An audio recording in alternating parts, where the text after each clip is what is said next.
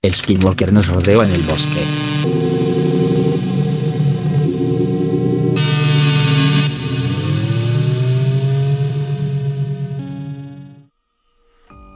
Hola, gato macabro. Te escribo después de escuchar tantas historias parecidas en tu canal. Entendí que lo que vivimos mi novia y yo no fue un accidente. Esto ocurrió hace algunos años, en una carretera secundaria que atraviesa una zona boscosa. No es un lugar turístico ni muy transitado. Es de esos caminos que la gente usa para ahorrar tiempo, pero que casi nadie recorre de noche. Árboles altos, tan juntos que apenas dejan pasar la luz de la luna. Era tarde. Ya pasaban de las 11 de la noche cuando decidimos regresar a casa. Mi novia venía cansada, casi dormida, y yo manejaba con esa atención automática que uno tiene cuando el camino es largo y recto. Los faros iluminaban apenas unos metros delante de la camioneta. Todo lo demás era oscuridad. Recuerdo haber pensado que el bosque se sentía distinto esa noche. No sabría explicarlo con palabras exactas, pero no era solo silencio. Era una sensación como si algo supiera que estábamos ahí y nos estuviera siguiendo. De pronto, sin ninguna advertencia, la camioneta comenzó a fallar. Primero fue un pequeño tirón, el motor perdió fuerza, y en cuestión de segundos se apagó por completo.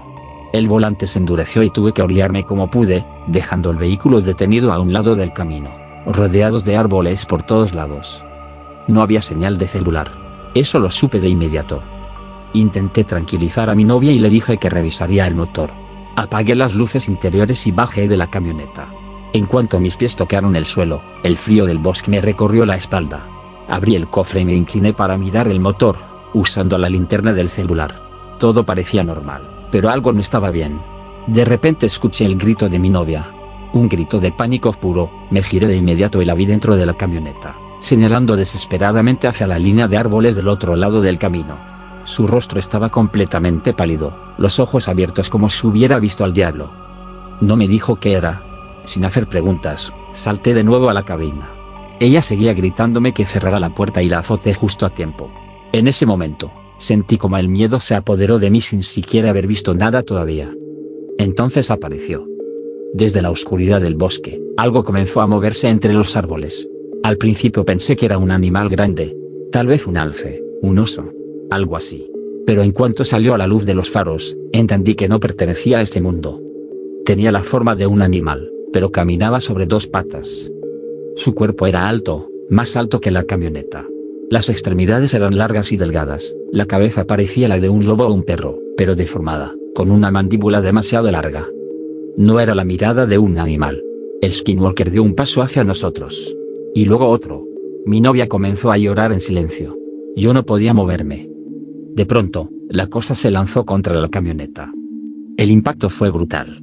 El vehículo se sacudió y el sonido del metal retorciéndose resonó. Sentí como algo raspaba la puerta del lado del conductor con unas garras largas y duras. La criatura comenzó a rodearnos. Escuchábamos sus pasos. A veces se detenía y golpeaba suavemente el metal. Otras veces gruñía, no se parecía al de ningún animal que yo hubiera escuchado antes. Fue entonces cuando recordé la radio de onda corta que tenía instalada en el tablero. Era vieja, casi nunca la usaba, pero en ese momento era nuestra única opción. Tomé el micrófono y pedí ayuda. Repetí el mensaje una y otra vez, sin saber si alguien me escucharía. Mientras tanto, el skinwalker seguía ahí. En un momento, se detuvo justo frente al cofre. Los faros iluminaron su cuerpo completo. Pude ver que la piel no encajaba bien, el pecho subía y bajaba de forma irregular. La cabeza se inclinó, observándonos. Pasaron los minutos. No sé cuántos. Cada segundo se sentía eterno. Hasta que, de pronto, unas luces aparecieron entre los árboles. Otra camioneta se detuvo detrás de la nuestra. El skinwalker retrocedió de inmediato, perdiéndose entre la oscuridad. Un hombre mayor bajó del vehículo. No parecía sorprendido. Llevaba en las manos algo para defenderse y miraba constantemente hacia los árboles, como si supiera exactamente qué estaba acechando ahí. Dijo que había escuchado mi llamado por la radio. Nos advirtió que ese bosque no estaba vacío, que ahí vivía algo maligno, y que habíamos tenido suerte. Mientras él vigilaba, yo volví a abrir el cofre y, sin saber cómo, logré hacer que la camioneta encendiera. Durante todo ese tiempo sentí esa mirada clavada en la espalda, observándonos desde la oscuridad. Cuando el motor encendió, no lo dudamos. Salimos de ahí lo más rápido posible. El hombre nos siguió hasta que el bosque quedó atrás. Nunca volví a tomar ese camino. y nunca volví a sentirme seguro en un bosque de noche.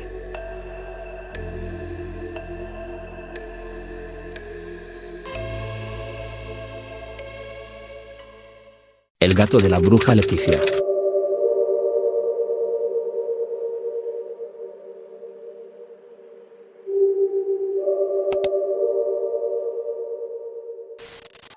Hola, gato macabro, me llamo Jimena. Esta historia es real, la cuentan mis tíos y sucedió en un pueblo de Yucatán cuando ellos eran apenas unos niños. En aquellos años, las calles no tenían pavimento y la selva parecía tragarse las casas cada noche. Mis tíos solían jugar con un niño de su edad, un niño de ojos vivaces pero que siempre cargaba con una aura de tristeza. Todos en el pueblo sabían que su madre, la señora Leticia, no era una mujer común. Se decía, entre susurros y oraciones, que era una bruja. Un día, la tragedia golpeó con una fuerza devastadora. Mientras jugaban cerca de un terreno, el niño resbaló. Mis tíos escucharon un grito, y luego el sonido del cuerpo golpeando contra las rocas del fondo de un barranco profundo. Cuando los hombres del pueblo lograron bajar, ya no había nada que hacer. El pequeño había dejado este mundo de forma instantánea. Leticia no lloró como las demás madres. No hubo gritos de dolor en el entierro. Hubo algo peor, un silencio gélido. A partir de ese día, la mujer se volvió loca, pero una locura peligrosa. Dejó de atender a la gente que buscaba remedios para el mal de ojo y se encerró en su casona de muros altos. Los vecinos cuentan que la casa dejó de oler a incienso y flores para empezar a despedir un hedor a podrido y azufre que se colaba por las ventanas. Pronto, la actividad nocturna en casa de Leticia se volvió el tema de conversación en todo el pueblo. Personas con aspecto tétrico, envueltas en túnicas sucias y con rostros que parecían máscaras, entraban a la propiedad. Caminaban con una rigidez inhumana, como si no tuvieran articulaciones. Algunos vecinos, los más imprudentes, relataron haber visto a estas figuras llevando un bulto que se retorcía. Era un gato negro, grande como un lince. Esa noche, el pueblo no pudo dormir. Desde la casa de la bruja emanaban maullidos de una agonía tan profunda que no parecían venir de un animal.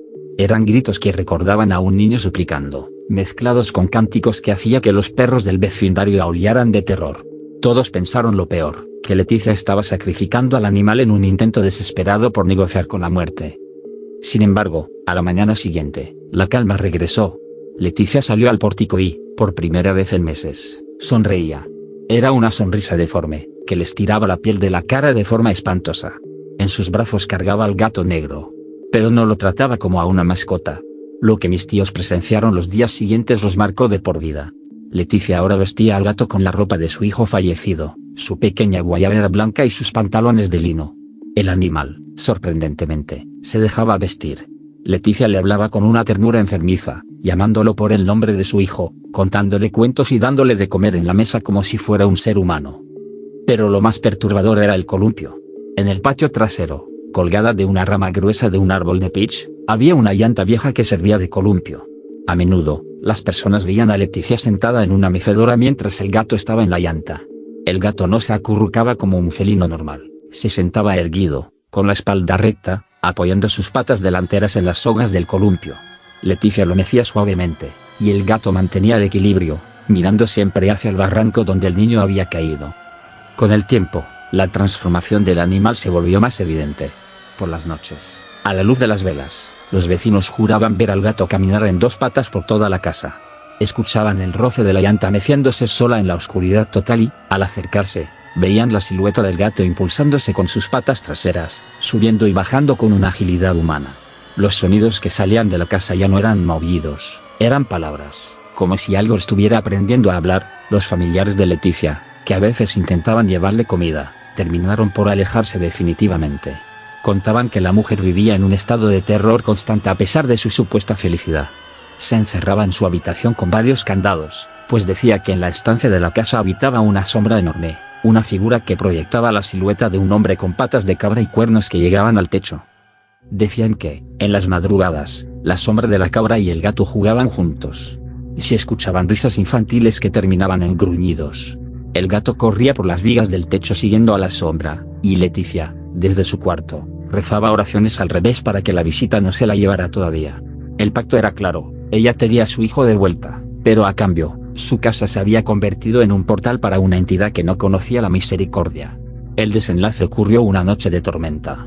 Los gritos de Leticia se escucharon en todo el pueblo, pero nadie se atrevió a cruzar su puerta. Eran gritos de una persona que está siendo devorada viva, pero no por una bestia, sino por algo que disfruta cada segundo del tormento. Al día siguiente, cuando los familiares forzaron la puerta, el olor a hierro y a muerte los hizo retroceder. Encontraron a Leticia en el centro de la habitación donde el gato solía dormir.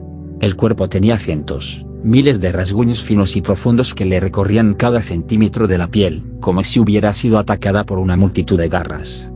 Pero el detalle que hizo que los hombres más fuertes del pueblo vomitaran fue su rostro.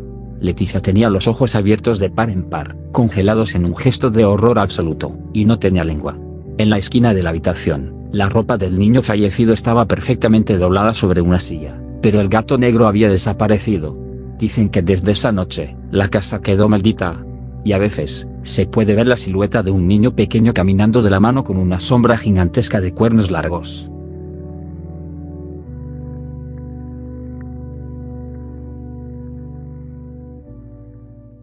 Las brujas le quitaron la vida a un hombre.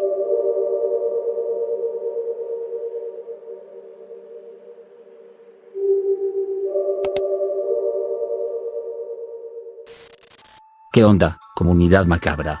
¿Qué onda, gato macabro? Esta historia me la compartió un amigo que prefiere mantenerse en el anonimato. Todo sucedió cuando él y sus hermanos eran apenas unos niños y solían pasar las vacaciones en el campo de su abuela. Ella era una mujer de fe recia, de esas que conocen cada historia de terror del pueblo y que no dan un paso sin encomendarse al cielo.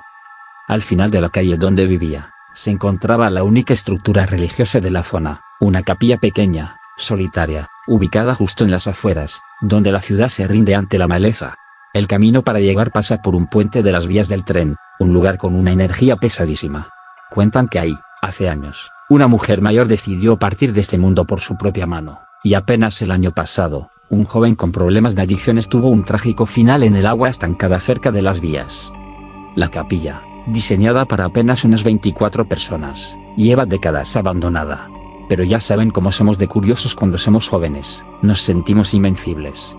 Mi amigo y sus primos, queriendo demostrar quién era el más valiente, decidieron ir una noche con solo 2 linternas a explorar las ruinas. Al entrar, el aire se volvió denso. Las linternas apenas cortaban la oscuridad, revelando sillas de madera podrida y el sonido constante del agua filtrándose por las grietas del techo. Lo más inquietante fue ver una imagen de Cristo en el altar a la que le faltaba la cabeza y un brazo. Parecía que el lugar no solo estaba abandonado por los hombres, sino también por la protección divina. Al lado de la capilla había un galpón viejo, donde antes guardaban cosas para las festividades. Intentaron entrar por la puerta principal, pero estaba trabada, así que decidieron rodear la estructura. Fue entonces cuando el silencio de la noche se rompió por un sonido siniestro, un quejido ahogado, como si alguien estuviera luchando por respirar o sufriendo un dolor insoportable. El ambiente se volvió difícil de respirar. Pensando que alguien podría estar herido o en peligro, avanzaron hacia la parte trasera. En el suelo, empezaron a encontrar figuras artesanales extrañas, hechas con ramas y atadas con hilos negros. Benjamín, el mayor de los primos, se detuvo y susurró: «Esto es trabajo de gente de oscuridad». Los otros 2 intentaron callarlo, pensando que solo quería asustarlos, pero la realidad era mucho peor que cualquier broma. Lo que pasó después desafía toda lógica física. Caminaron en línea recta hacia el origen de los ruidos, pero de alguna manera inexplicable, terminaron apareciendo frente a la misma capilla, como si el espacio se hubiera doblado sobre sí mismo. Al pasar nuevamente frente al galpón, sus linternas iluminaron una escena que los dejaría marcados de por vida. Ahí estaban 2 figuras femeninas, demacradas, con la piel pegada al hueso y vestiduras sucias que apenas cubrían sus cuerpos llenos de marcas y heridas abiertas. Estaban realizando una especie de danza frenética, soltando gritos en una lengua que no era humana. Pero lo que hizo que sus corazones casi se detuvieran fue lo que estaba colgado de las varillas del techo exterior. Era un hombre. Estaba suspendido boca abajo, despojado de toda prenda. Lo que vieron fue desgarrador. El hombre había sido intervenido de forma violenta de la mitad del pecho hacia arriba. Su anatomía estaba incompleta, como si hubiera servido de ofrenda para el ritual de esas mujeres. Aquello no era una escena de este mundo, era una carnicería espiritual. No hubo gritos de valentía, solo el instinto de supervivencia. Corrieron como si el mismo diablo les pisara los talones. Llegaron a la casa de la abuela pálidos, sin habla y temblando de pies a cabeza. La anciana, al verles la cara, no necesitó preguntar nada. Los metió a la casa a punta de regaños, los puso de rodillas y comenzó una sesión de oraciones que duró hasta que el primer rayo de sol tocó la ventana. Durante toda la madrugada, les arrojaba agua bendita mientras ellos escuchaban, o creían escuchar, rasguños en las paredes exteriores de la casa. Mi amigo dice que nunca más quiso volver a esa propiedad y, sinceramente, gato macabro, nadie en su sano juicio lo haría. Hay lugares donde el mal echa raíces y esa capilla es, sin duda, la puerta a algo que no queremos conocer. De verdad que se me puso la piel de gallina imaginando a esas figuras bailando bajo el hombre. Esos lugares abandonados siempre guardan lo peor de la humanidad. ¿Ustedes qué opinan, familia macabra? ¿Creen que esas mujeres eran realmente brujas? Dejen su opinión en los comentarios y compartan este video si quieren que sigamos explorando estos casos enviados por ustedes.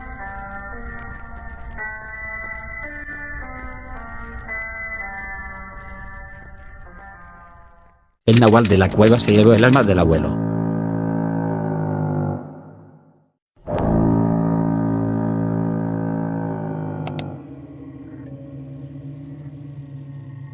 Hola, gato macabro, te mando esta historia porque soy seguidor de tu canal desde hace tiempo y sé que solo tú y tu comunidad pueden entender lo que estamos viviendo en mi familia.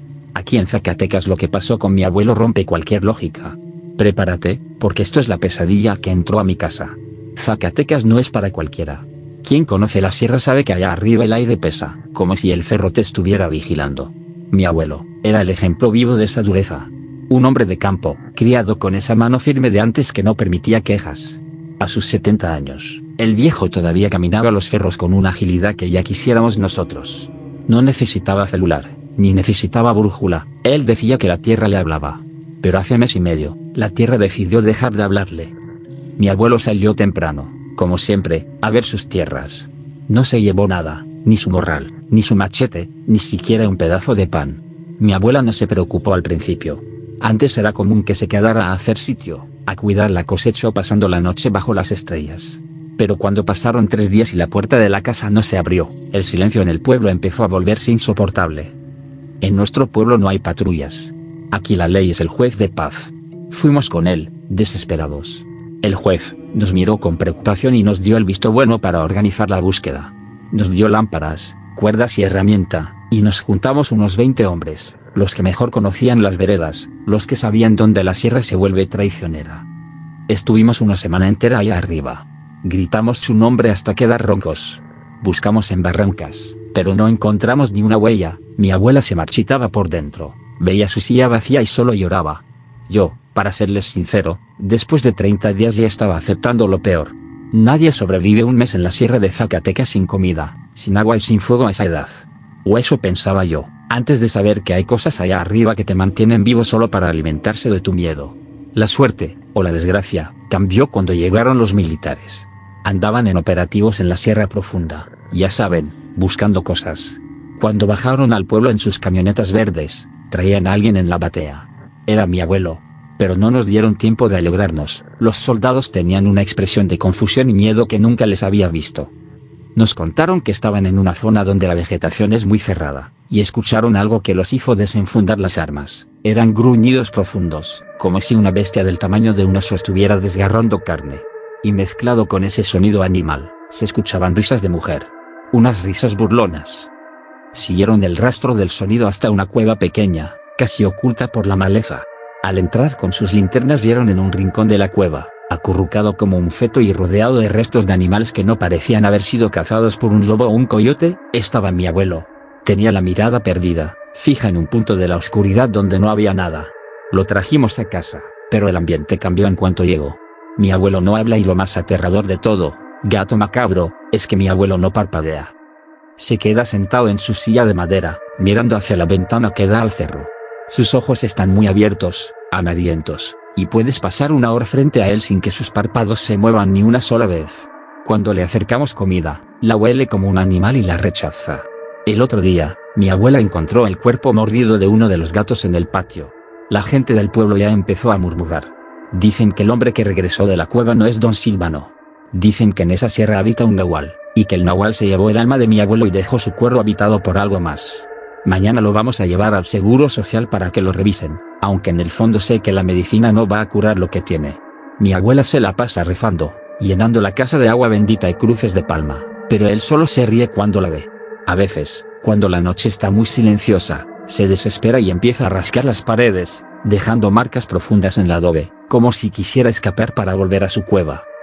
Gato macabro, te escribo esto porque tengo miedo de que, una de estas noches, el abuelo deje de fingir que es un anciano débil y decida que ya no quiere estar en esta casa.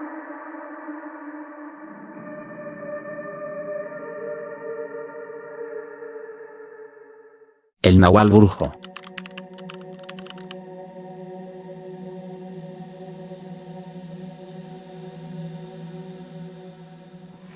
Hola, gato macabro. Me llamo Raúl y tengo 68 años. Hoy en día ya no trabajo. Yo era trailero. Todo el tiempo me la pasaba viajando. Me gustaba mucho porque gracias a eso conocía casi todo el país. Es un trabajo muy bonito pero sí que es peligroso, no solo por la conducción y los accidentes de tránsito, sino porque en carretera y en la madrugada, uno ve cada cosa, que estoy seguro la mayoría de la gente ni se imagina. Por eso me gusta mucho este tipo de canales, como el tuyo, donde uno tiene la oportunidad de compartir lo que hemos vivido. Tengo muchas anécdotas de todo tipo, pero sobre todo cosas sobrenaturales. Aunque lo que voy a compartir no sucedió en la carretera. Como a inicios de los 2000, me acababan de dar una pipa de doble remolque. Transportaba diésel a diferentes partes de la República. Lamentablemente casi no veía a mi familia. Solo pasaba cada semana en mi casa por ropa y a dejar el gasto. Mi esposa tenía ropa lavada, planchada y doblada para cuando yo pasara. A veces lo hacía desde ahí, otras en la madrugada. A veces, cuando tenía oportunidad, me dormía un rato en la casa antes de partir. Casi nunca me involucré en la educación de mis hijos, eso se lo dejaba a mi mujer. Yo solo llevaba dinero y veía cómo estaban. Una ocasión tenía que hacer un viaje cerca, ir a la refinería de Puebla para dejar mi cargamento y luego tenía que ir a Querétaro y a otros lugares. Por eso esa ocasión decidí quedarme en casa el mayor tiempo posible y sin dormir tanto. Llegué a la casa como al mediodía y tenía que irme entre las 2 y 3 de la madrugada. Por la tarde me dormí un rato y como a eso de la 1 me desperté para cenar algo, bañarme y preparar todas mis cosas. Solía tomarme un tiempo para revisar las llantas y que todo estuviera bien antes de entrar a la carretera. Esa madrugada comencé a subir mis cosas al camarote y mientras las acomodaba, escuché un ruido. Me asomé por uno de los espejos, pero no se veía nada. En esa época casi nada me daba miedo y menos cuando se trataba de mi pipa, pues había gente que sabía que iba a partir y tal vez quería robarse algo. Por eso bajé con el palo con el que medía cuánto combustible tenía y con el que revisaba el aire de las llantas, además de mi linterna. Rodé toda la pipa pero no había nadie. Yo la dejaba en las casas de enfrente porque solo había una casa cerca y todo lo demás era un terreno baldío. Así que no obstruía ninguna entrada. Después de revisar y no encontrar nada regresé a la casa para ir por más cosas. Generalmente mi esposa metía las cosas a mi maleta y uno de mis hijos me ayudaba a subir todo. Cuando era de día, mis demás hijas también ayudaban pero como ya era de madrugada ellas ya estaban durmiendo, menos mi hijo. Mi hijo fue por una maleta y la llevó al tráiler. Mientras yo iba camino al baño, recordé los ruidos que había escuchado, y, aunque no encontré nada, me preocupé y me asomé por la ventana cuando mi hijo cruzó la calle. Al mismo tiempo que veía por la ventana escuché como un aullido alargado y vi corriendo algo por la parte trasera de la pipa. No esperé más tiempo y salí corriendo. Cuando salí de la casa mi hijo estaba en medio de la calle sin moverse. Me acerqué a él y le dije, corre, sube al tráiler y cierra con pasador en ambas puertas. Él corrió y subió. Comencé a caminar de manera muy lenta, con precaución. Rodé la pipa, mientras se escuchaba nuevamente un alarido pero cada vez más fuerte. Cuando estaba terminando de rodear todo el vehículo, vi como algo que parecía un perro grandote, corrió hacia el terreno baldío. Había hierba muy alta, pero aún así entré al terreno que conectaba con la casa y la calle siguiente. Sobre todo porque la casa no estaba bardeada y había un caminito de terracería y pasto que te sacaba a la calle. Caminé con el corazón agitado pero decidido. Cuando me iba acercando a la entrada de esa casa, vi como ese enorme perro se metía a la casa. Me quedé afuera observando, sin moverme. Ese perro tomó forma de una persona y se metió a uno de los cuartos de esa casa. No quise hacer movimientos bruscos ni algún ruido. Como pude regresé a ver a mi hijo. Le dije que se metiera a la casa y que ya no hacía falta nada para que no volviera a salir. Entré con mi esposa y le dije lo que había visto. Yo tenía que salir, irme, sí o sí. Así que les dije que ya no salieran y nos despedimos desde adentro. Les dije que nunca salieran de madrugada ni siquiera al patio. Al retorno de mi viaje, mi hijo me platicó que él vio al vecino como estaba buscando algo entre las llantas y que cuando escuchó el ruido que hice cuando estaba saliendo de la casa, ya no era el vecino una persona, sino era un perro enorme y se fue corriendo en 2 patas. Mi esposa también dice que sus amigas de la colonia le dijeron que ese señor era un brujo o un nahual, que ya todo el mundo lo había visto, por eso nadie la hablaba ni se metían en problemas con él, a pesar de que luego andaba merodeando algunas casas. Nosotros nunca lo volvimos a ver. Con el tiempo el señor murió, creo que viejito, o eso es lo que los chismes decían. Luego, gato macabro, les voy a compartir mi encuentro con el señor oscuro. Un encuentro que ocurrió estando manejando de madrugada en una carretera. Gracias por leer mi historia. Saludos a todos los traileros del país y que tengan buenas rutas.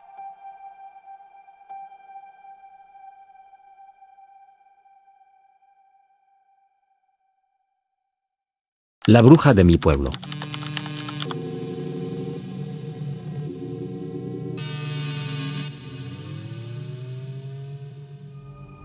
Hola, gato macabro. Quiero platicarles algo que le pasó a la hermana de mi mamá. Aunque a mi tía no le gustaban las historias de brujas. Decía que eso era para asustar niños y vender velas. Pero una vez, ya grande, me contó algo que no pude explicar bien, pero lo decía con mucha convicción. Por eso nunca dudé de su verdad. Su historia ocurrió cuando ella vivía en su pueblo, en Michoacán. No sé si sepan, pero cuando vives en un pueblo, todas las personas saben a qué hora sales, a dónde vas, con quién hablas, y qué haces. La gente es muy atenta a la vida ajena, por no decirlo de otra manera. Al menos eso era lo que siempre nos platicaba mi mamá y mi tía. Cuando mi tía Herminia trabajaba en una tienda donde hacían trabajos de sastrería y vendían telas. Dice que cada martes, sin falta, entraba una mujer mayor que siempre vestía igual, falda negra larga, rebozo y sandalias. Nunca pedía nada especial. Solo tocaba las telas, las pasaba por sus manos como si las estuviera probando y, luego compraba 1 metro de la más económica. Esa mujer no hablaba mucho, pero mi tía nos decía que, esa señora se les quedaba viendo fijamente. Que extrañamente no era una mirada grosera. En realidad parecía observar a la gente. Un día, mi tía empezó a sentirse mal después de atenderla. No de inmediato, sino por la noche. Tenía dolor de cabeza, náuseas y unos sueños raros. Soñaba que estaba parada frente a su propia casa, pero no podía entrar. La puerta estaba abierta, pero algo invisible no la dejaba pasar. Al siguiente martes, la mujer volvió. Esta vez, antes de irse, le dijo algo que no venía al caso. La mujer le dijo que no dejara la ropa fuera por la noche. Mi tía se sorprendió mucho porque había estado dejando la ropa tendida hasta muy tarde, pero nadie podía saber de eso porque su casa estaba bardeada hasta arriba y a nadie le había dicho. Esa noche mi tía no mejoró, pero siguió haciendo sus cosas. Luego, los síntomas empeoraron. Se le caían cosas de las manos. Olvidaba nombres. Una vez juró que vio a alguien sentado en su cama, pero cuando prendió la luz no había nadie.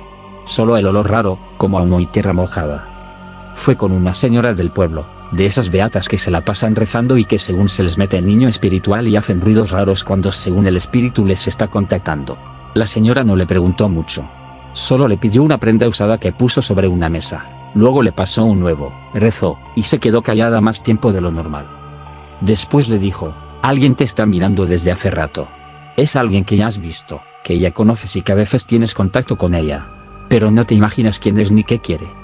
Después de la limpia que le dio esa señora, le dijo que cuando llegara a su casa echara agua bendita en cada esquina de su casa y que nunca dejara su ropa tendida por la noche ni barriera la casa después de las 7 de la tarde. Con eso que le dijo la señora, mi tía comenzó a atar cabos. Más bien, se le vino a la mente la señora esa de falda negra. Al otro día mi tía se fue a trabajar y cuando volvió la mujer de la tienda, mi tía ya estaba más alerta. Notó detalles que antes no, que sus pies a veces parecían sucios como de caminar descalza en el monte, aunque viniera del centro. Una vez, al irse, dejó huellas mojadas, aunque no estaba lloviendo. Un martes, la siguió con la mirada hasta que salió. Jura que, por un segundo, no la vio como mujer. No fue algo claro.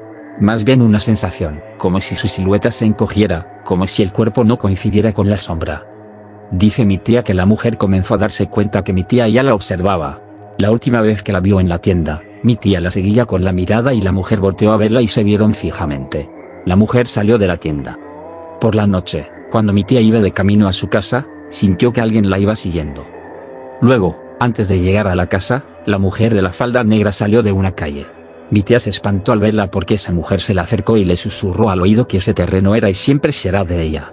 Cuando mi tía reaccionó y quiso decir algo, la mujer había desaparecido. Después de eso ya no la volvieron a ver. Los malestares de mi tía se le fueron quitando poco a poco. Como cuando algo se retira, pero deja marca. Años después, alguien del pueblo le dijo que esa mujer había vivido en ese terreno antes de que construyeran la tienda. Que la habían sacado. Que nunca se fue del todo. Mi tía siempre aclara algo cuando cuenta esto. No dice que la mujer fuera mala. Dice que era como si siguiera ahí, defendiendo algo que ya no era suyo. Como si algunas personas no sueltan los lugares, y los lugares tampoco las sueltan. Cuando mi tía platica esta historia no lo hace para que la gente le crea, sino porque considera importante que otras personas sepan que a veces nos apegamos no solo a las personas sino también a lugares, sobre todo a los que consideramos hogar. Te agradezco mucho, Gato Macabro, por todo tu trabajo, ya que tus historias nos hacen sentir acompañados.